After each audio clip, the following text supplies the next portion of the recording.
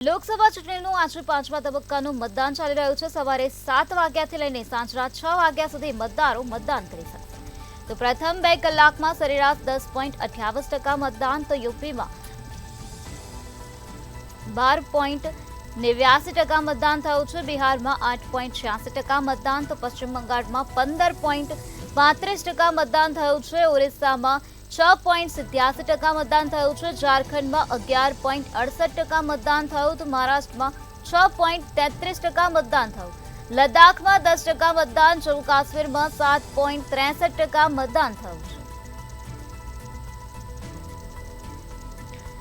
લોકસભા ચૂંટણીના પાંચમા તબક્કાનું મતદાન થઈ રહ્યું છે। પ્રથમ 2 કલાકમાં સરેરાશ 10.28% જેટલું મતદાન થયેલું જોવા મળી રહ્યું છે, જેમાં યુપીમાં 12.82% મતદાન થઈ ગયું છે, બિહારમાં 8.86% મતદાન, તો પશ્ચિમ બંગાળમાં 15.35% મતદાન, ઓરિસ્સામાં 6.87%, ઝારખંડમાં 11.68%, તો મહારાષ્ટ્રમાં 6.33% મતદાન થયું છે, લદ્દાખમાં 10% મતદાન થયું, તો જમ્મુ કાશ્મીરમાં 7.63% મતદાન થયું છે।